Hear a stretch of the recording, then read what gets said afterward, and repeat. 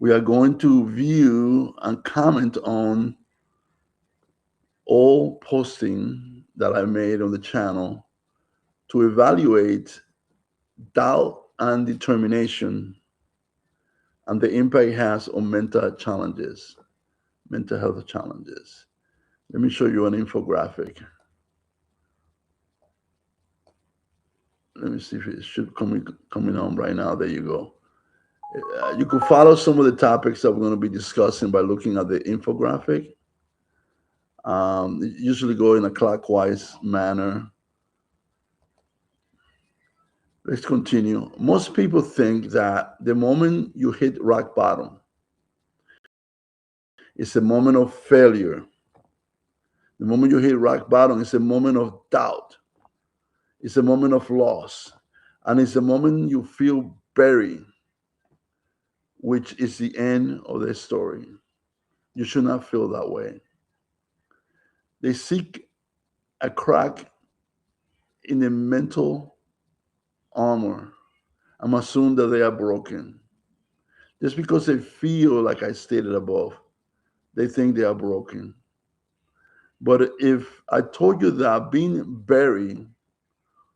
being buried, I mean feeling doubt, failure, losses, and things of that nature, actually, if you feel those things, it's the only way to become truly unbreakable. To feel buried with all those problems, with all those stresses, is the only way to become unbreakable. If I say that to you, what would you say? Well, there's a single counterintuitive shift in perspective that turns a life threatening mental injury into a warrior's greatest asset. Stay with me, and I'm going to show you exactly what that is at the end of the video. But first, you need to recognize if your mind is actually working against you. Let's start some of my other video and discuss some of those points. I used to fear the silence of an empty room and my own thoughts. Losing the job was the trigger. I felt buried by the weight of not winning my last project. You ever feel that exhaustion, that bone-deep weariness where you're just again? I've been there, staring at the wreckage of what I thought was my dream. It hurts, it feels like the end. But I realized I wasn't being buried by not getting the job. What if that pain, that gut-wrenching moment of failure, isn't the end? What if it's the beginning? The very thing that forges you into something stronger, something unbreakable. It's time to rise. I was growing through my pain. I stopped wishing, got back in the job, and started warring. Grow through your pain. Subscribe now to help us feed our veterans. Veteran mental health struggles are up 40%. They defended our freedom. Now they're fighting for their lives. It's not a weakness, it's an injury. Subscribe to support our heroes. 10 signs of mania. Episode are 1. Sleep too much. Before we get to that, let's go over what we just talked about. When you lose a job or a project, your brain does something specific. It's not sadness. You don't feel sadness. It's a biological trigger. But for some, the trigger leads to a forging stronger person. For others, it leads to collapse. The question that we always ask ourselves, why collapse? Why the collapse? Why is it something that cannot lead to success, to growth, right? So one of the things that we're kind of trying to examine in this video, right, is what are the things, what are the topics, what are the skill required to survive that kind of situation, right? So the question is a difference willpower? Now, we don't think it is. The reveal is a mental struggle or an injury. If you have a mental struggle, you're suffering an injury, not a weakness. It could have come about an accident. It had come about due to your job. It had come about for many different Many different things could cause a mental health struggles, right? So what you have to recognize that it is an injury, not a weakness, not a problem. And just like a physical wound from combat, you will you will it away not, right? You cannot say I don't want to get away from me, uh, and so you have to be careful with that. Some situation you may require medical attention. Like if you had a deep cut in your arm, will you seek medical attention? If you're falling and bump your head and you're bleeding, will you not seek mental medical attention to fix that? Most likely you will, right? The problem is some of the mental health situation are invisible.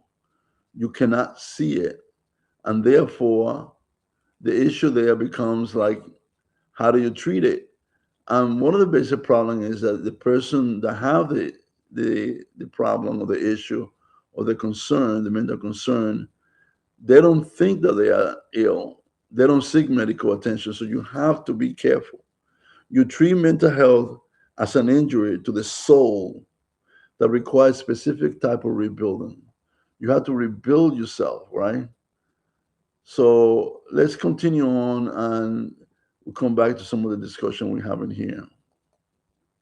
Now we're going to look at the 10 signs of manic episode. And this might be a little longer than normal. This is one of the earliest video that I created.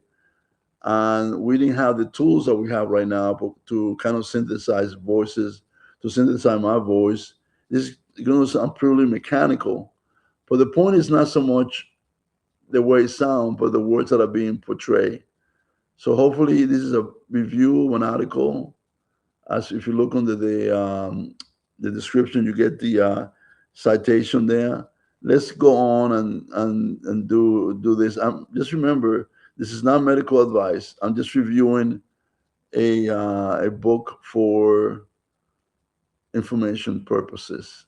Okay, here we go. Too little 2. Days without sleep 3. Rapid speech 4. High energy 5. Euphoria 6. Boundless energy 7. Talking non-stop 8. Speech nonsensical 9. Disconnected observations 10. Grandiosity mania defined.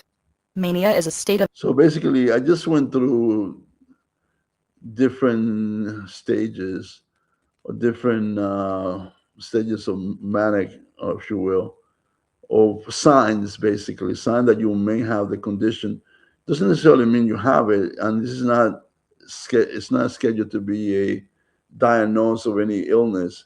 But if you feel like you're suffering from any of those things, seek me, see what they tell you. Let's continue. Now we're going to define some of the terms. Excessive or abnormally high arousal, mood and energy levels. Mania with bipolar disorder. Mania symptoms. The symptoms and severity of mania can vary. Some experience only mild symptoms known as hypomania, in which they tend to need less sleep, have elevated energy levels and show an increased metabolism. In more severe cases of mania, people may sometimes display psychotic symptoms that can include delusions and hallucinations. Dr. Haycock wrote, some people think that having lots of energy and enthusiasm is the same as experiencing a manic state. It's not. He explained that there are easy ways to tell the difference. Rapid speech, high energy, and euphoria. Mania involves lightning-quick ideas that people barely have time to process or verbalize. This nevertheless does not stop them from trying, and they may talk non-stop. Speech may even become nonsensical with rhyming of words for no reason or making illogical or disconnected observations. Words may come so quickly that a listener can't follow them and the speaker can become hoarse from trying to keep up with his thoughts. Yeah, and like I said, I have experienced that. I've seen it in other people. And basically, it's very difficult to convince them, hey, slow down, something might be going on in here. As a matter of fact, they will get upset at you the minute you try to point out to them any of this condition, which is part of the illness. So if you have someone or know someone that suffers from this, for example, if they take medicine, help them take their medicine because that will help.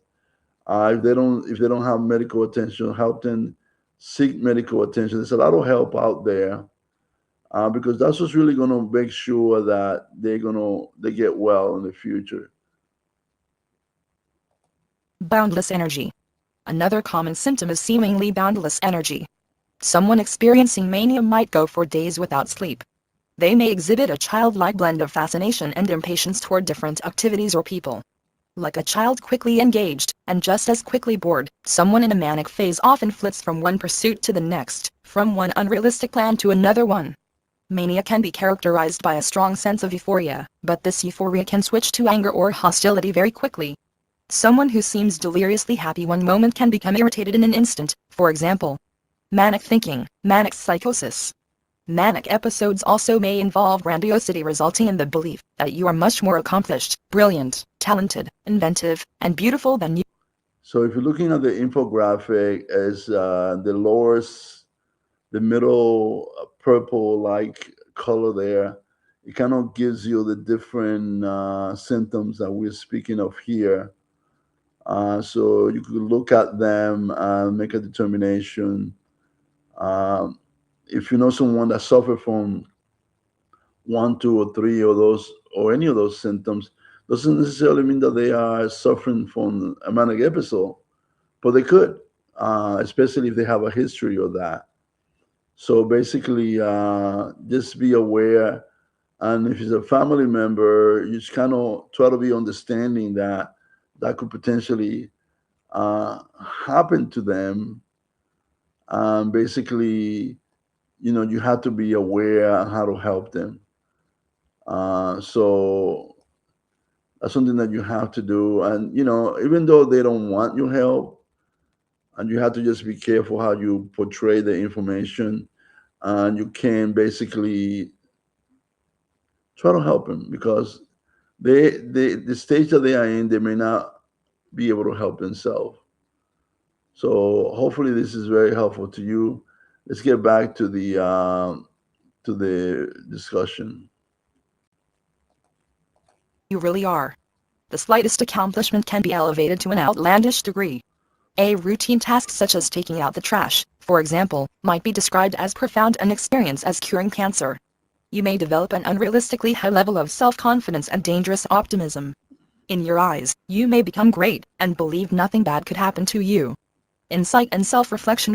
It can be extremely difficult to convince someone experiencing mania that something is not right and that he should seek help. What happens if mania is not treated? In extreme cases, manic thinking can become manic psychosis, in which a person hallucinates or hears voices that support his grandiose view of himself. Common delusions include having extraordinary talent or skill, or being rich or aristocratic. Or a person might believe he can heal the sick with his touch. Delusions can also inspire feelings of persecution, risk-taking, sex, and nauseousness. Mania is often associated with risk-taking behavior. This can include sudden and unplanned trips, business investments, and spur-of-the-moment marriages, compulsive gambling, giving away possessions or paying people's bills, running up huge phone bills, buying expensive cars, jewelry, or large quantities of less expensive items. Calling attention to oneself. A mania episode may include calling attention to oneself in public by shouting, preaching, dancing, or singing in the street. Increased sexual activity. Another symptom of mania is increased sexual activity. A person with bipolar disorder might become involved with a casual acquaintance or stranger to satisfy a sudden and intense sexual need. It is not uncommon for someone with years of untreated bipolar disorder to have a long list of marriages and/or people with whom she has had sexual contact. Being super busy. So I'm going to touch upon some of the things that we've been discussing, right? Some people call that the superpower trap, right? It's when they feel they have boundless energy, and when they think they're thinking a mile a minute. I could think faster than anybody else, and the smartest person in the room. You feel totally euphoric. It's like having a superpower, and that's the way they feel. But then there's a hidden danger out of that, right? This is a problem on that, and that high that most people don't see in their life is that it leads to sort of, it leads to you bouncing against the wall. It leads to friendship. It leads to losing a job, because there are plenty of examples, and we're going to talk about some of that later, where a person either embezzle money, or a person lost their job because they went through one of these manic episodes and did something improper. The issue is not so much that you have high energy. The issue is not that you feel euphoric. The issue is that you may make decisions that are not the smartest decision based upon the information that's available to you, right?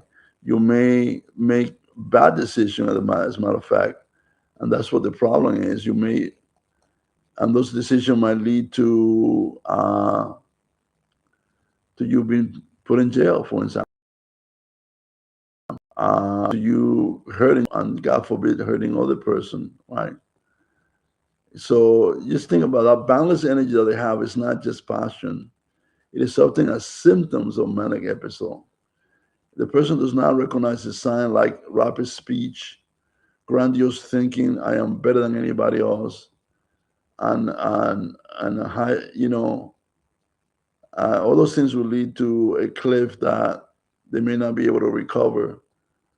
So it's hard. It's almost nearly impossible for the person going through that motion to really truly understand the uh, the situation. Some of them have been through that loop once before of being hypersensitive, hyperactive, going through medical situation, and then when it happens again, they might be able somewhere deep recognize that they're going through that, and be able to find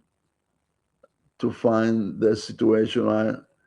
Now, uh, we're going to talk about some of this and some more thing about how you as a family member or as an employer or as a friend could recognize some of that. So let's continue on with the video, and this is the second part that we're going to discuss that on. Another common symptom of a manic episode is inappropriate involvement in other people's lives, being a super busybody. A person with the disorder may make, without invitation, others' personal or professional matters her own business. She might make phone calls at inappropriate times, offer long-winded and unsolicited advice, or make bullying threats. Friends and family often distance themselves to escape this meddlesome, boorish behavior. Hospitalization for the safety. Manic episodes can require hospitalization, for the safety of both the patient and those around him. What happens if mania is untreated? Dr. Hayk. I like to say one thing, and this is from personal experience. The person going through a manic episode will never say, when I say never, does hardly ever say, I am sick, take me to the hospital. Sometime when, at least in my own experience, this is not everybody's, I have said, hey, why don't we take you to a doctor to get you evaluated? Is met with resistance and really saying no. But you have to say it anyway, because sometimes they do say, yes, I need help. And sometimes it's not the help that you want to give them. So sometimes you have to listen. And sometimes you have to kind of make a determination how bad things are. Because you don't want the individual to hurt themselves. And you don't want him to or her to hurt others. So that's why sometimes if it's real bad, seeking professional medical help is the right answer. Huck wrote, untreated mania can have tragic consequences. For example, it was reported that Jason Blair's career as a New York Times reporter ended in 2003 as a direct result of mania. Also, it was reported that in The Informant, a movie based on a nonfiction book, the character played by actor Matt Damon is said to have bipolar disorder, which contributed to embezzling activity that resulted in prosecution and jail time. Hiring for emotional intelligence by Christina Bielaska can be a hit-or-miss affair. A promising candidate can turn out to be a disaster, leaving frustrated colleagues and tattered client relationships in his wake. Sooner than anyone planned, the new hire and the organization part ways, with recrimination and regret on both sides. To increase their chances of making. So this is the part that I think it's important that we kind of look into, right? Um, if you think, for example, if that person think they are the smartest person in the room, and you see that on television, you see that on in the office, you see that all over the place, where the person think they are the smartest one in the room, the one with the highest IQ, and you would think those people will be successful, they'll be more successful than the average person, right? But in the modern business situation, it's kind of the opposite. Companies are firing geniuses, right? Because they have those that eccentric. They say that I'm the smartest person in the room. They actually so grandiose, and they are hiring what we call warriors instead. People that are willing to roll up a sleeve and able to get the work done. So the question is, what do these people have that a high IQ can't give them, right? So let's go through this video and listen to some of that, and then I will come back and I will discuss it some more. Good hiring decisions. Many companies subject candidates to an extended battery of interviews. But according to Adele B. Lin, author of the EQ interview, Finding Employees with High Emotional Intelligence Outcome, 2008, conducting more interviews is not really the answer. What's needed are better interviews that take a measure of candidates' emotional intelligence.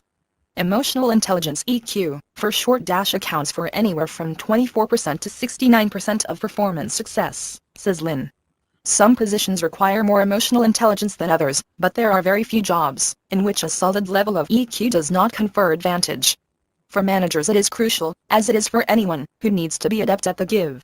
Emotional intelligence obviously is not a new term, like I said before.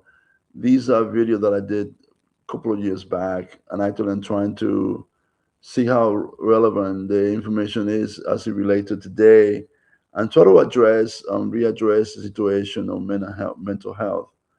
But this is a good measure to look at. Emotional intelligence is a good, it's a good yardstick because it kind of it's what determine what people have a job, keep a job, and maintain a job, for example. And also it apply to relationship, right? It's sort of akin to reading the room, right? A person is able to read the room and act, is able to act accordingly. Is said to have emotional intelligence. So this is what this video talks about a little bit. It sort of try to explore emotional intelligence from the perspective of a article that I just read.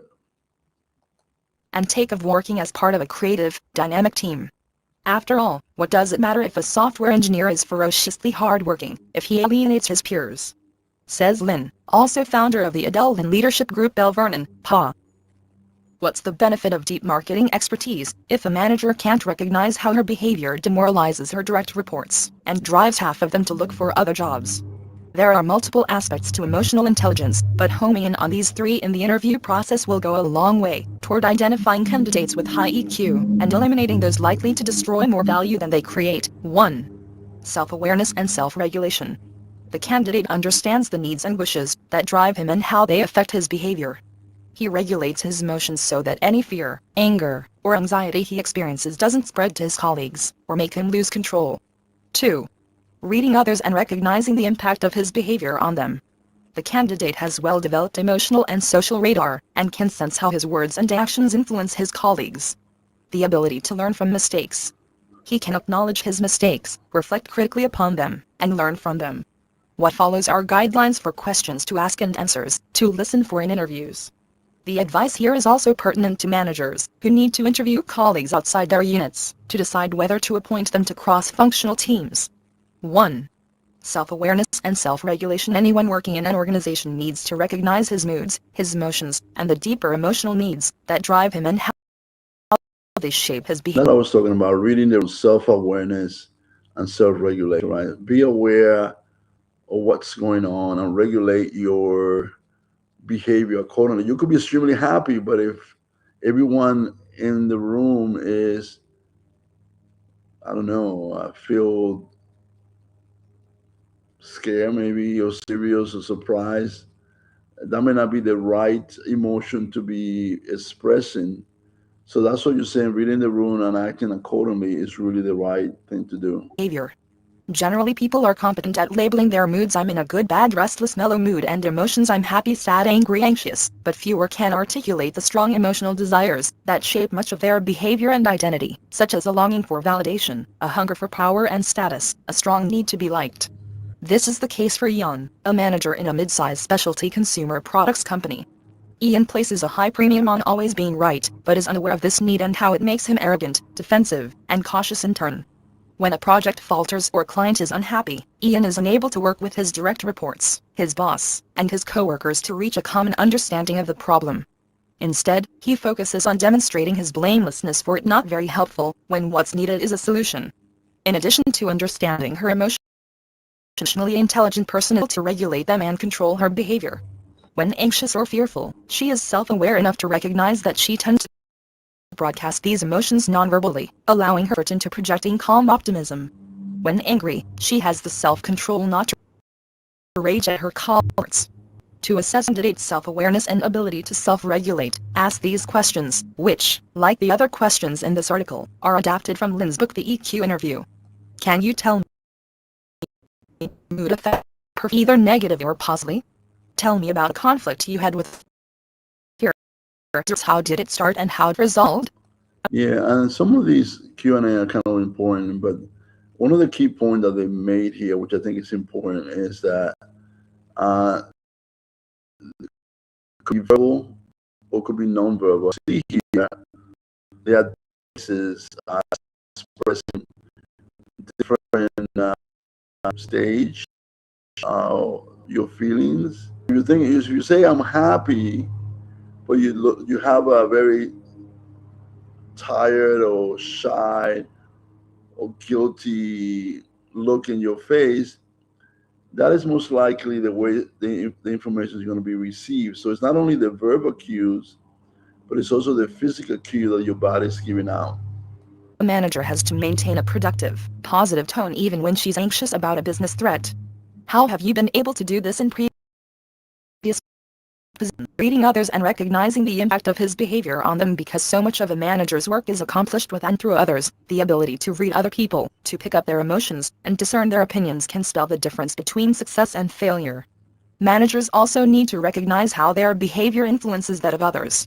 High EQ individuals are deft persuaders and motivators, because they can read others' cues and adjust their own words and behaviors accordingly.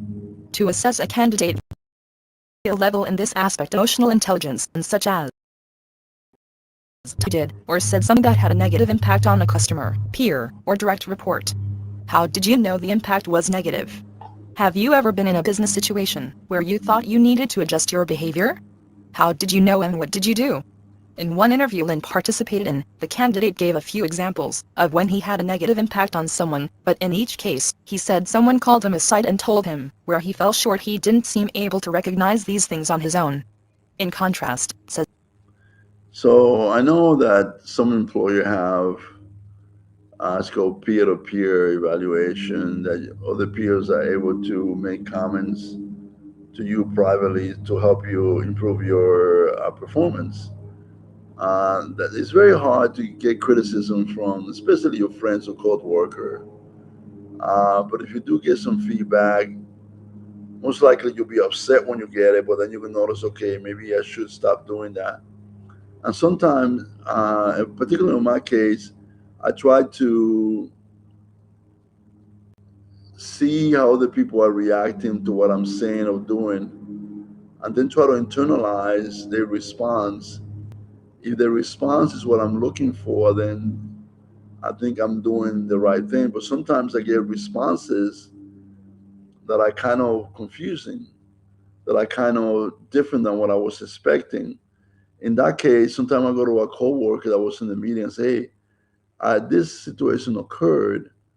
What was your view of it? What are you thinking that happened? And then they will give you a different perspective. Sometimes the other person is difficult. Sometimes they just did not understand your communication, and it causes them to react different than what you expect. So, those situations sometimes has to be corrected over time, especially if you're working on a team environment. Because I had a situation where initially The communication was not one to one. It did not match the this thing that I was doing, like the employees and the co-worker reaction was so entirely different. And sometimes I say, like, why did that happen? And sometimes I always say, well, I failed to communicate. I'm not asking the question the right way. So you kind of, instead of saying you are difficult, if you start with the point of perspective, oh, my question was not clear enough, my communication was not clear enough. This is what I'm trying to achieve. Can you help me get there? Especially if you ask for the help. A lot of time they will try to help you, and then they're trying to help you.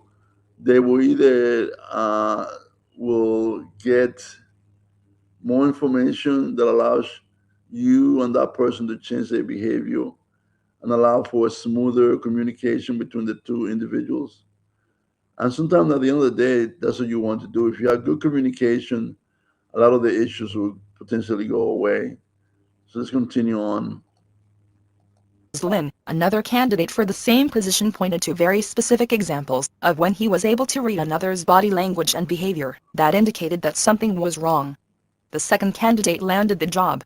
No doubt, that built-in radar system will help him read other people and situations, too, says Lin. Misreading a customer can be fatal to the relationship, Lin points out. A financial services account manager directed a customer he took to be of modest means to a less expensive product than the one the man had been considering. Feeling insulted and humiliated, the client took his business elsewhere. 3. The ability to learn from mistakes, missteps, and outright failure offer opportunities for growth, and high EQ individuals are able to learn from them. Here again, look for positive patterns in candidates' past experiences. Have you ever been in a situation where you felt you needed to modify or change your behavior? How did you know? How have you been able to take lessons learned from that situation and apply them to another? Tell me about a situation when you discovered that you were on the wrong. If you're following the infographic that I placed in there, on the upper right corner are the topics that we are discussing right now. So if you have that, it's kind of easy to follow through what we're saying. So just keep that in mind. Course? How did you know? What did you do? What, if anything, did you learn from the experience? Lynn was part of an interview team for a position. When the candidate was asked to describe her work on a project that faltered, she spoke of a systems overhaul that missed key deadlines and required several course corrections. Asked to analyze how she could have made it run more smoothly, the candidate answered that she should have documented expectations at the outset of the project and communicated more precisely and consistently with users. She also cited her tendency to be reserved and acknowledged that in the past she sometimes held back from asking necessary questions. This candidate concluded by saying that she had thought a lot about what went right and wrong in the project, and how she could be more effective the next time she was called on to contribute to such a project. Contrast the self-awareness and openness to learning in her answer with the defensiveness and rigidity in another candidate's response. When asked about conflicts she had experienced, she ticked off several diverse examples: a schedule delay, a customer dispute, a delayed product launch. Asked to reflect on how they started and what part she played in them, she portrayed herself as a victim of incompetent colleagues, unreasonable customers, and unlucky circumstances. Several times in her narration she said, "I knew I was right, the others just refused to see it." Her ability to learn and progress was about zero, and So that's kind of important there. So, like we're saying, the secret to success could be EQ or emotional intelligence. It is said to be that account for 69% of your success. 69% is pretty high uh, for success in business environment and in emotional and in personal relationship, right? The most successful veterans and professional, they're not the one who never fails, right? People will fail. People will tell you, I fail every day, or I fail at this, and I pick myself up. You know, they want the most successful people are the one with the self-awareness to admit a mistake, regulate their anger, and pivot in the heat of the battle, right? So those are the skills that you need. Recognize that you made a mistake, regulate your feelings, your anger, and pivot in the heat of the battle to a more successful situation, right? So let's see if we can finish this and move on into the next chapter. Ominous sign for her future performance. Christina Bielaska Duvernay is the editor of Harvard Management Update. Reach her at duvernay@harvardbusiness.org. This is a reading of the blog post titled, What is Insomnia? What is the Principle? So this one here, if you follow the infographic, it will be the bottom right corner here is understanding insomnia. And if you follow my channel, this would be the thumbnail that you'll see. So let's go through this portion of the video. And one of the things that I like to say, because sometimes it was a time that I had a real tough time getting or sleeping well. Sleep is one of the most important things for most people, for me especially. If I don't sleep, my mood changes like really bad, and my level of accomplishment decreases significantly. So think of yourself in a time where you were not able to get enough sleep, and make a determination on how this can help you or not help you. Because of Insomnia. Written by Lelia Peters. What is insomnia? What is the principal cause of insomnia? Understanding why we need sleep. As of insomnia is the first step in coming to terms with and treating it. How do we define insomnia? Insomnia is the term used to describe a lack of quality sleep, either taking ages to get to sleep, difficulty in staying asleep or waking up too early, and being unable to get back to sleep. What are the effects of insomnia? People who suffered from poor quality sleep tend to be irritable, inattentive, lacking energy and accident-prone. They are more likely to suffer from depression, heart disease and strokes. Continued sleep deprivation brings about changes in the activity and timing of important hormones such as melatonin, cortisol, leptin, thyroid hormone. So basically, if you remember some of the systems that we have when we're looking at a manic episode, and you kind of see some of the symptoms you have with lack of sleep, there are some relationship to it, right? Plus, if I said earlier, if you're going through a manic attack, one of the symptoms that you have is you may not sleep for days. So that could be part of the issues right there, right? So in relationship, sleep is a very important part of a person's life cycle. Hormones and prolactin. It has been shown in studies that this pattern of hormonal changes has also been witnessed in sufferers of depression, and in age-related chronic conditions such as obesity, diabetes and hypertension. This is just a taste of the negative effects of insomnia, and that's without mentioning the adverse effect it has on our immune systems or the incredible impact from daytime fatigue on the occurrence of accidents. Remember Chernobyl or Exxon Valdez. What is sleep for anyway? Nobody really knows exactly how sleep works. For centuries. Now, I wanted to remind everyone that this is not medical advice. I'm sort of reviewing comments on a blog, and I'm trying to discuss that for information purposes. And if you suffer from sleep deprivation, insomnia, or any other way, please seek medical attention. It was believed that sleep was just a neutral state of mind and body, but modern science is beginning to identify the many positive effects a natural, good night's sleep has. Moods. The brain's temperature is reduced, allowing them of certain brain cells, which would otherwise have difficulty in regenerating. In our deepest sleeping, during the rapid eye movement REM phase, we do most of our dreaming. It's at this stage, when the receptors of the essential drug serotonin, histamine and norepinephrine take a rest, restoring them to the appropriate level of sensitivity. This restorative measure is believed to be important in regulating our moods during the waking hours. Sleep and weight loss. If you're trying to lose weight, and believe that sleep loss won't adversely affect weight loss, think again. In childhood, human growth hormones HGH are responsible for tissue production, but as we grow into adults, HGH becomes responsible for, amongst other things, weight regulation. HGH is only released when we sleep. Sleep to learn. Many studies have been conducted, and they have shown that whatever we take in and learn during the waking hours needs to be processed and consolidated before it is put to memory and reflected in our abilities. The process of sleep enhances this in an inestimable way. So what is the main cause of insomnia? There may be many reasons why we don't sleep well, but the main cause of insomnia is simply stress. Our lives.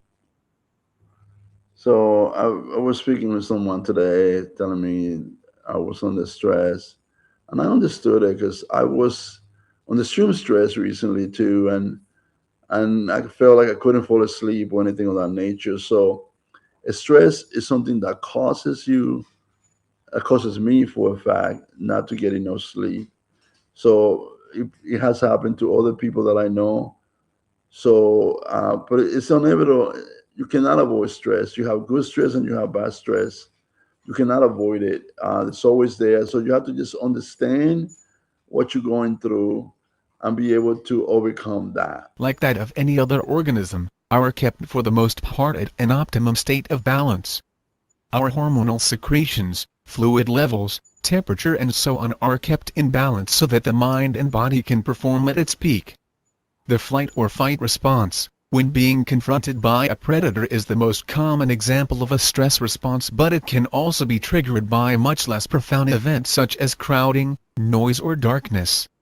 But even less obvious is that a stress response can happen to events such as fear, anger and even extreme pleasure. Sometimes we can live in a permanent state of stress response, and prolonged states of stress can leave the body in a constant state of alarm and imbalance. The process of sleep runs contrary to the effects of stress response. Falling to sleep involves the gradual shutting down of systems, a decrease in metabolism and the cessation of the readiness for action. Going to sleep makes us less alert and decreases arousal. The stress response increases arousal and more alert. Stress is when some hormones secreted as a result of stress responses excite the body's systems. When stress is chronic, we are hyperaroused. When we are hyperaroused, if you are susceptible to the stresses brought about by daily life, which impact on your nighttime sleep, there are sleeping techniques using the senses that can maximize the quality of sleep, bringing enrichment to your waking days. Feeling grandiose, meaning you can accomplish anything, being the smart person in the room. And that in itself can be a situation that you cannot help yourself if you are suffering from mental illness. However, there's the other part where you are not suffering from a mental illness, but you're basically um, under stress. And the stress is caused by, either work, school, family, and things of that nature, right? So you could have a feeling you're being buried under all that pressure, right? But what I want you to do is this. I want you to think this way. You are not being buried by all that. You are being planted like a tree. You are being reborn like a child. You are being remade, right? When the weight of failure, right, when the weight of doubt and the weight of loss hit you all at once, it might feel like it's crushing you. But it's actually the pressure required to break the husk like a butterfly, break the husk of where you the current stage that you are in, and make you reborn into another person, make you a better person than who you are. If it's a illness that you have, seek medical attention and it'll help you recover from that situation. If it's just normal pressure that you are under that is crushing you, just find a way to overcome it, right? There are many techniques to overcome being under pressure.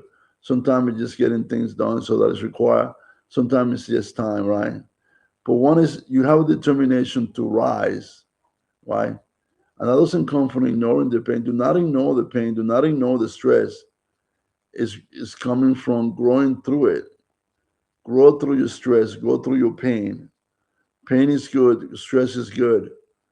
There's no such a thing as a painless, free uh, life. There's nothing like a painless, a stress-free environment. Right? Stop wishing for an easy life and start worrying and caring and fighting for a better version of yourself. Because once you realize that doubt is just a fertilizer for determination, you become a force that can never be buried again.